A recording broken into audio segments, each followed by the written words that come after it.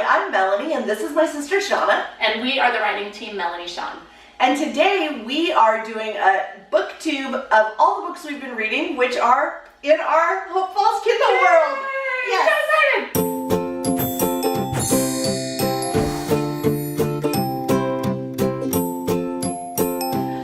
So this is the way that we're going to do this because we realized over the last couple of videos that we can run a little long. We like to talk. We love words. We're authors. What are you going to do? So this is how we're going to do it. We're going to say the author, the name of the book, two main characters. I'm going to say my favorite scene. Shawna's going to say her favorite line. Depending on the flow, that might come in whatever order. It's crazy. It could get nuts. Stay tuned. We don't want to spoiler alert. First up, Love Remains by Julie Prestater. My favorite line. Okay. Disclaimer. Some of them I couldn't say my actual favorite line because it was at the end. It was like a spoiler, or in the middle that it was like, oh, that happened. So that affected my favorite scenes too. Yeah, I went to like my second favorite. Sometimes my third, because sometimes my second favorite was like right under my favorite. But that's right. So this is my favorite line. She was completely at a loss for words, tongue-tied and giddy, like when she was a teenager at her first boy band concert. Only Avery was a man. He was holding her hand, and he was very much a real possibility. A fantasy and a reality rolled up into one.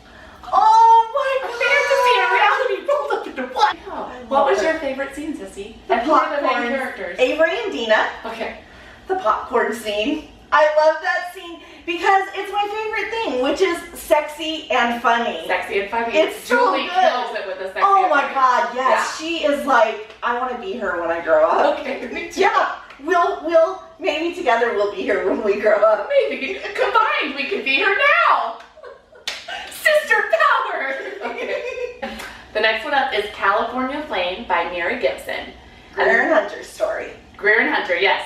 And my favorite line, I just like tugged my heartstrings, was, what I feel is bigger than love. It doesn't have a name. It's growing inside of me. It's changing me.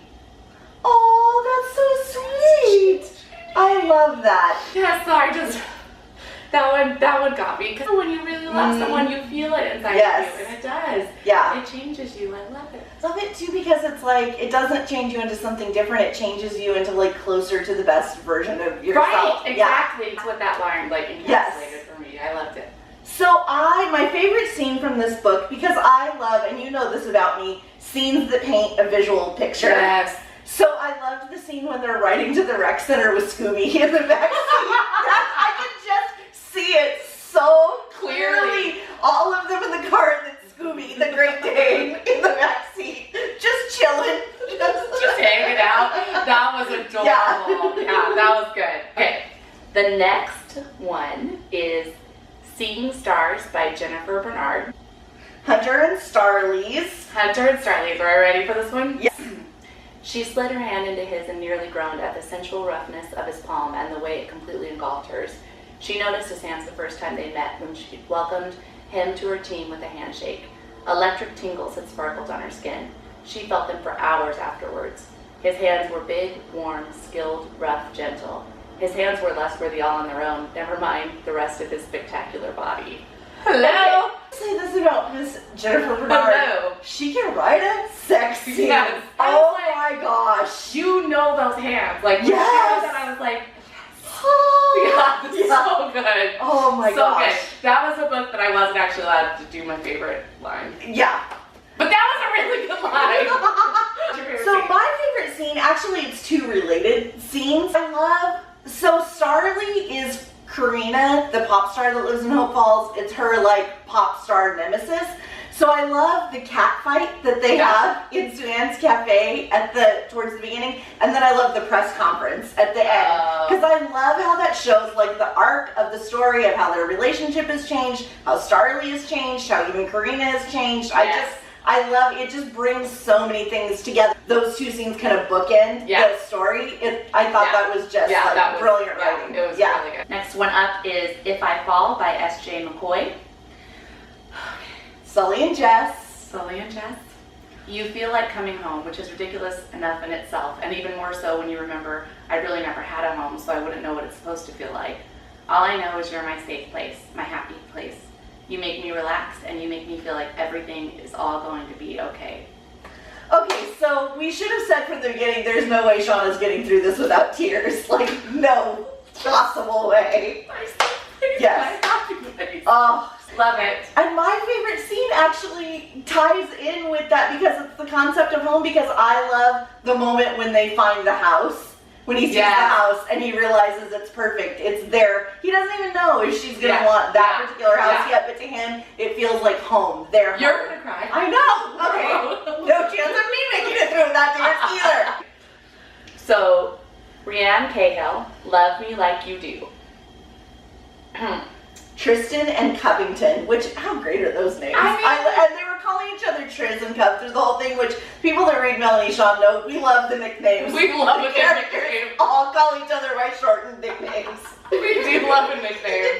What are you going to do? We like a nickname in real life. We do. Yeah. Alright.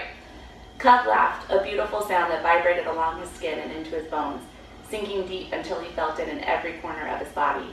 He'd missed that laugh. The sweetness of it, her pleasure so audible, so apparent. You need to do more of that. What? She asked. Be happy. Oh, no, shut up! Yes! I do need to be happy. You're right, Tris, I do. I need to be happy. Yeah, that was good. That was a good one. So my favorite scene, it happens at the beginning of the book, but I'm not going to describe it in too much detail because it would be sort of a spoiler. Okay. But I love the way it's funny and it really sets the emotional journey into motion quickly for both of them, which is the pregnancy reveal. How he actually finds out she's pregnant. Yes. Yes, I love that. Yes, that was which is not the way that you would expect it to happen. Nope. But it's good. Yes. Okay, next up is Verna DePaul's Treasured Kiss. Aldrin, I don't know, Dara or Dara? I said Dara in my head. Okay, I said Dara, so high five. First choice. Okay, ready? This one's a little whoo.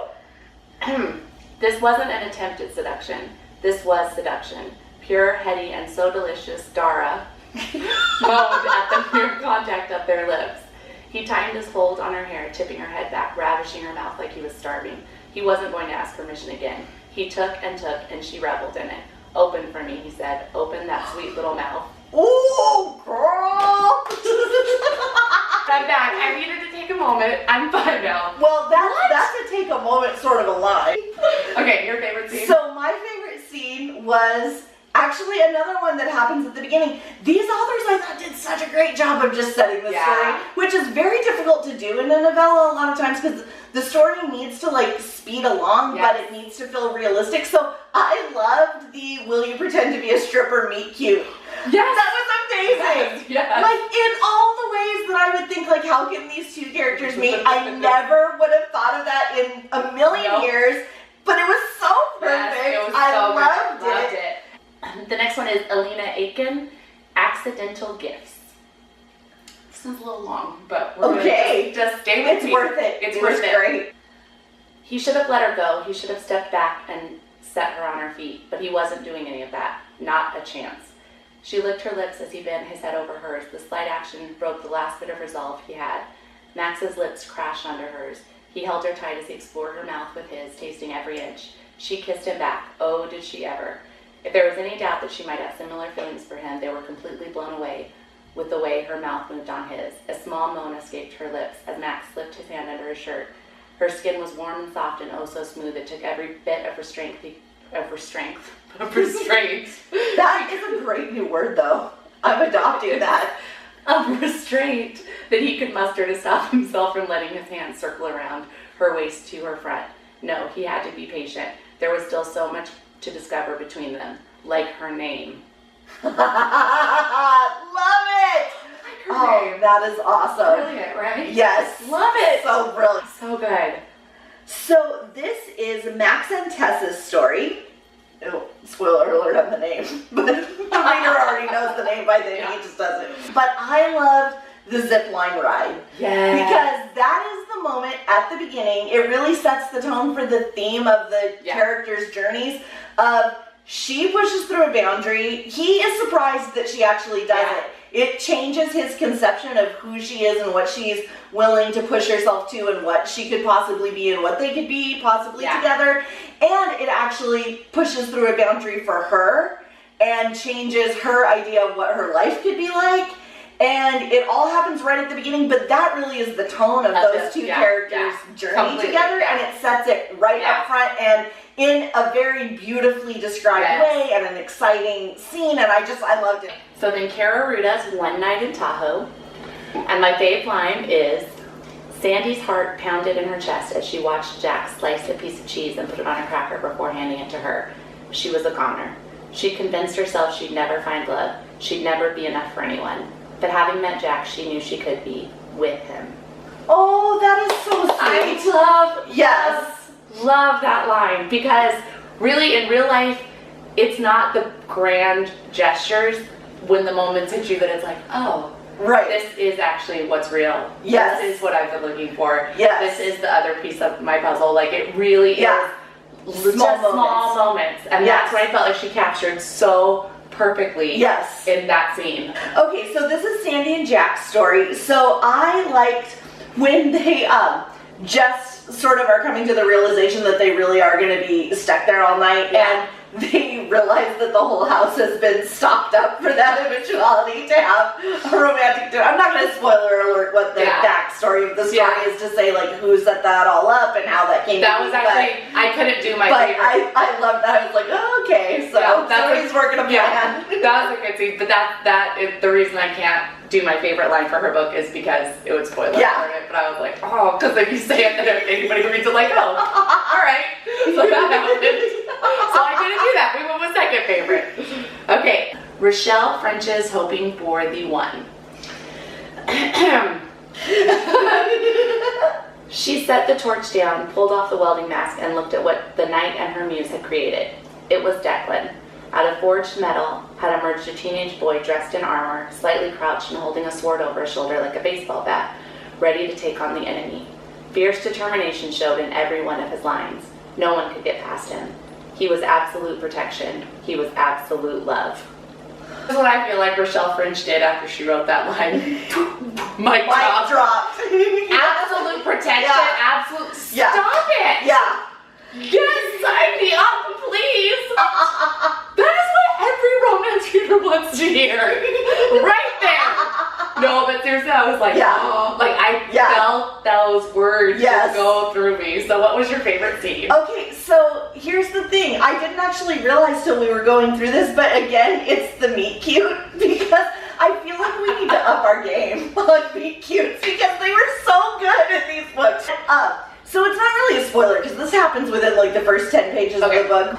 They did know each other earlier in life, and she says before the time that they see each other, she has talked about that she has fantasized about him showing back up in her life.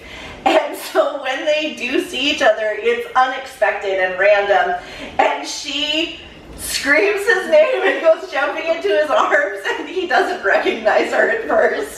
So, and then it's very embarrassing.